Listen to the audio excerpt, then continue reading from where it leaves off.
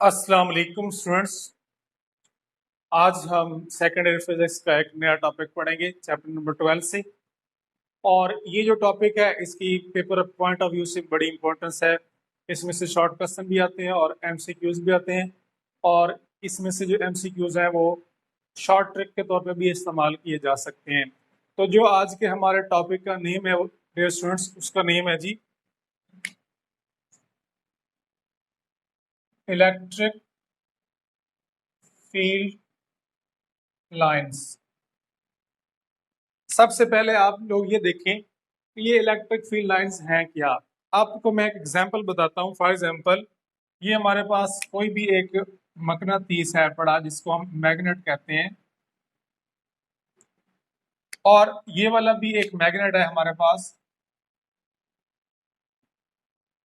ये दोनों मैग्नेट या तो एक दूसरे को रिपेल कर सकते हैं या एक दूसरे को क्या कर सकते हैं, अट्रैक्ट कर सकते हैं।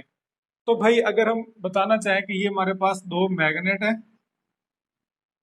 ये एक दूसरे को रिपेल भी कर सकते हैं और attract.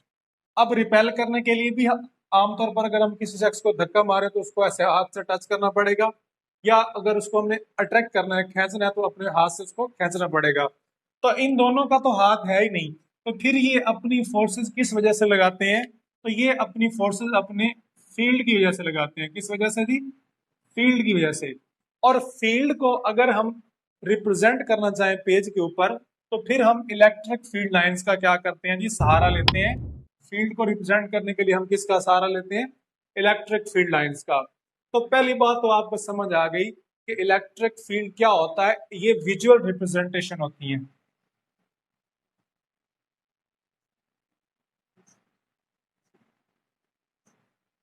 Visual representation of electric field is called electric field lines. अच्छा जी, इनसे जो हमें इंफॉर्मेशन इकट्ठी होती है वो भी आप सुन लें। हमें कौन सी इंफॉर्मेशन इकट्ठी होती है?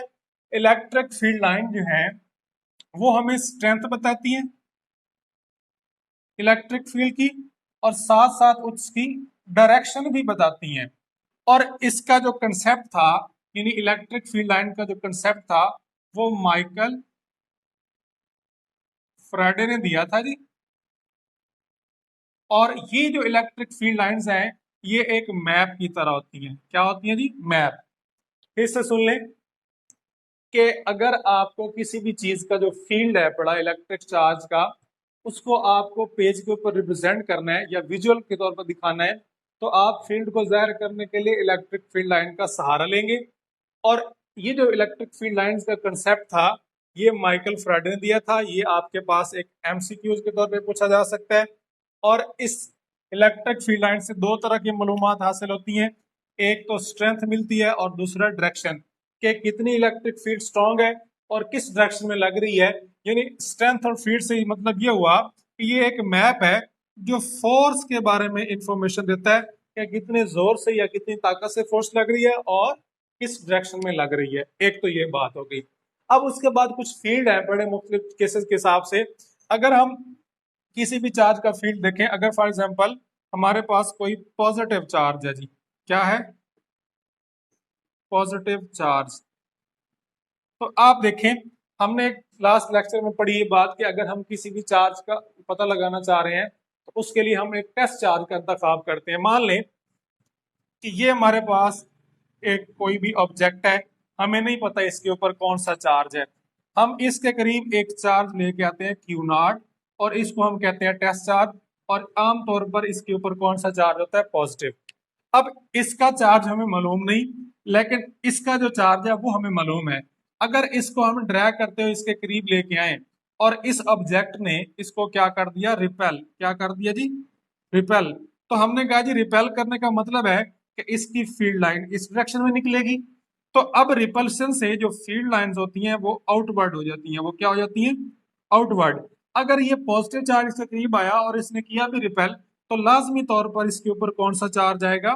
पॉजिटिव चार्ज आएगा। कौन सा चार्ज आ जाएगा जी? पॉजिटिव। फिर से देखें, हमारे पास एक पॉजिटिव चार्ज Q है, उसको हम इस चार्ज के करीब लेके आए। फिर से सुने, हमारे पास ये एक अननोन बॉडी थी, उसके पास हम टेस्ट चार्ज लेके आए और इस बॉडी ने इसको क्या कर दिया? रिपेल। जब रिपेल किया तो हमने ये बात समझ ली कि इसके ऊपर भी पॉजिटिव चार्ज है। और रिपल्शन से जो लाइन जाहिर करती है वो तो आउटवर्ड होती है। तो अगर आप पॉजिटिव चार्ज को डील कर रहे हैं तो उसका जो फील्ड होता है वो क्या होता है, रेडियली आउटवर्ड। ये एक एमसीक्यूज है। अच्छा फिर ये आउटवर्ड क्यों है, उसकी वजह है रिपल्शन। उसकी वजह क्या है, रिपल्शन। अच्छा आपको कैसे पता लगा कि एक चार्ज जो पॉजिटिव होता है वो रिपेल करता है, तो भाई हमने टेस्ट चार्ज से करीब लेके आए। आमतौर पर टेस्ट चार्ज पे क्या होता है, पॉजिटिव चार्ज, तो इस वजह से इसका फील्ड आउटवर्ड हो गया। अब दूसरा जो केस है वो हमारे पास होता है नेगेटिव चार्ज। क्या होता है जी, दूसरा केस हमारे पास है नेगेटिव चार्ज। फिर से देखिए, अब नेगेटिव चार्ज की कहानी भी सेम है।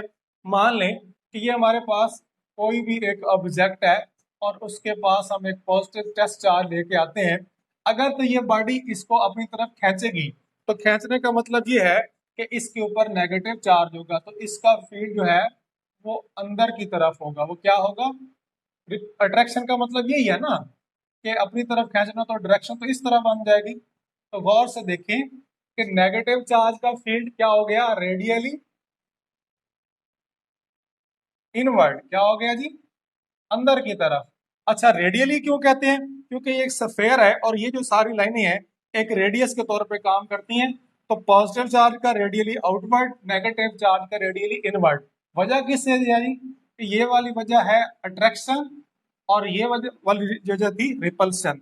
फिर से सुन लें कि पॉजिटिव चार्ज का फील्ड आउटवर्ड क्यों होता है, ड्यू टू रिपल्शन, और नेगेटिव चार्ज का क्या होता है जी, ड्यू टू अट्रैक्शन। अच्छा अगली बात देखिए, अब अगर आपके पास ये जो फोर्स है इसको अगर हम देखें कि दो similar charges, two similar charges की अगर हम बात करें, किसकी बात करें जी, टू सिमिलर चार्जेस, तब क्या होगा। फिर से बात सुन लें कि सिमिलर चार्ज की अगर हम बात करें, मान लेते हैं हमारे पास दो पॉजिटिव चार्ज हैं, तो ये जो पॉजिटिव चार्ज है ये तो एक दूसरे को रिपेल करेंगे। तो इसका फील्ड लाइंस ऐसे आउटवर्ड, यहां से निकलेगी ऐसे, ये डायरेक्शन है, इसकी ऐसे आउटवर्ड और इसकी ऐसे, बाकी जो लाइनें हैं वो ऐसे।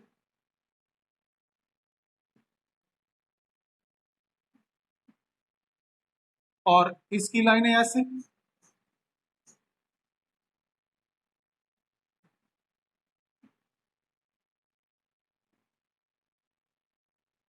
तो ये जो सिमिलर चार्जेस हैं इनके दरमियान ये जो रिपल्शन हुई, ये वाला जो एरिया है, ये वाला जो एरिया, यहाँ पे रिपल्शन से कोई फील्ड लाइन नहीं, तो हम कह सकते हैं कि यहाँ पे चार्ज नहीं है। अगर चार्ज नहीं है तो मतलब कोई उसकी फोर्स भी नहीं है। आप लोगों ने देखा होगा इलेक्ट्रिसिटी के फार्मूले से कि E is equal to F over q और F is equal to q ई।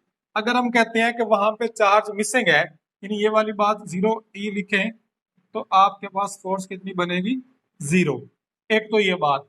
अब ये जो इलाका है जहां पे चार्ज नहीं है, जहां पे फील्ड लाइन रिपेल होने से वो इलाका खाली हो गया, तो इसका नाम दिया गया जी न्यूट्रल जोन। क्या नाम दिया गया जी, न्यूट्रल जोन। और इसको बोलते हैं जी field free region, zero field मतलब। अच्छा अब यहाँ पे डेफिनेशन आ सकती है शॉर्ट क्वेश्चन के तौर पे कि व्हाट इज जीरो फील्ड या field region, the region where there is no charge, there is no field line. This is called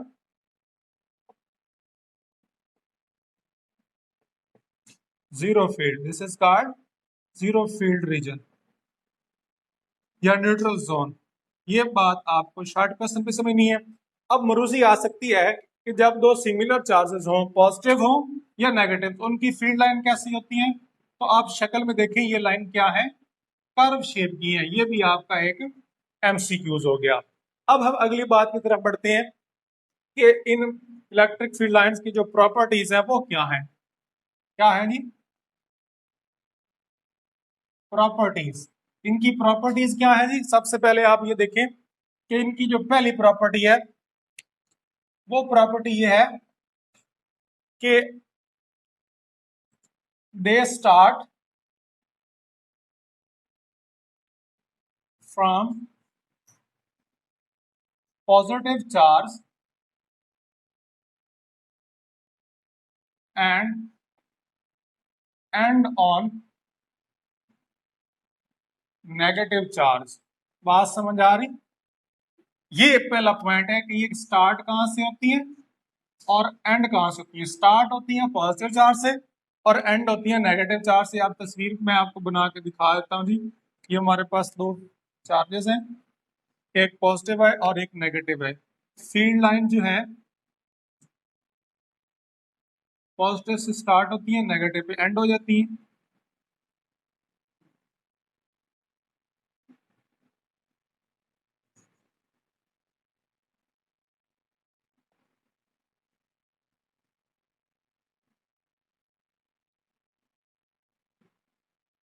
समझ आ गई बात? तो ये कहां से स्टार्ट होती है? पॉजिटिव से और एंड होती है नेगेटिव पे। दूसरा इनका जो पॉइंट है, दूसरा इनका जो पॉइंट है कि tangent on any field line give direction of electric field E. यानी आप लोग, टेंजेंट एक ऐसी लाइन होती है जो कि एक ही पॉइंट पर टच करती है। तो अगर आप लोग इस इलेक्ट्रिक फील्ड लाइन के ऊपर एक टेंजेंट ड्रा करोगे यानी एक पॉइंट पे, तो इस वक्त इलेक्ट्रिक फील्ड की सीमत इस तरफ है। यहां ड्रा करोगे तो अब इलेक्ट्रिक फील्ड इस डायरेक्शन में आ गया, यहां ड्रा करोगे तो अब इलेक्ट्रिक फील्ड इस तरफ आ गया। तो ये भी सवाल है कि हम इलेक्ट्रिक फील्ड की डायरेक्शन कैसे मालूम कर सकते हैं। तो हम अगर इलेक्ट्रिक फील्ड लाइंस के ऊपर कोई टेंजेंट ड्रा करें तो जो टेंजेंट की डायरेक्शन होगी वही इलेक्ट्रिक फील्ड की डायरेक्शन होगी। तीसरी जो इसकी है बड़ी प्रॉपर्टी वो ये है, where the field lines are closer, where the field lines are closer. तो field is where the field line closer, electric field क्या होगा जी? स्ट्रॉन्ग। क्या होगा? स्ट्रॉन्ग। और अगर वो फर्दर अपार्ट है, क्या है? एक दूसरे से दूर है, यानी ये जो करीब करीब लाइंस हैं, यहाँ पे फील्ड लाइन क्या होगा? स्ट्रॉन्ग। दूर होती जाएंगी तो फील्ड क्या होगा? फील्ड इज वीकर, यानी इलेक्ट्रिक फील्ड इज वीकर। ये बात आपको याद रखनी है। और चौथी प्रॉपर्टी इसकी ये है कि they never cross each other. अब ये शॉर्ट क्वेश्चन मुझसे में दिया हुआ है कि इलेक्ट्रिक फील्ड लाइन एक दूसरे को क्रॉस नहीं करती। देखें, ये पॉजिटिव से स्टार्ट होती है और नेगेटिव में जाके क्या हो जाती है? एंड। अगर ये वापस आए ऐसे दोबारा, तो एक तरफ इनकी जाने की डायरेक्शन, दूसरी तरफ आने की, तो इनकी जो डायरेक्शन है वो तो टू हो गई, पर फिजिकली इनकी क्या होती है? Only one direction. फिर से देखें कि अगर ये एक दूसरे को क्रॉस नहीं करती तो उसका एक लफ्ज में जवाब है कि इनके पास एक ही डायरेक्शन होती है, यानी जाने की और जाकर ये खत्म हो जाती हैं। अगर ये वापस आएंगी तो ये लूप बनाती हैं। पर ये मरूजी भी आप याद रख लें कि इलेक्ट्रिक फील्ड लाइंस होती हैं नेवर फॉर्म लूप, ये कभी भी लूप नहीं बनाती। मतलब अगर ये लूप बनाए तो एक डायरेक्शन जाने की एक आने की, तो इनकी दो डायरेक्शन हो जाएगी, और जो फिजिकली पॉसिबल नहीं है। तो ये जो आज का हमारा लेक्चर था जिसको आपने समझा, उम्मीद करते हैं आपको समझ आ गई। नेक्स्ट लेक्चर में इंशाल्लाह इसको मजीद इसके जो टैग एंड टॉपिक आगे जाके इसको मतलब एप्लीकेशन ऑफ इलेक्ट्रोस्टैटिक्स हम डील करेंगे। Thank you.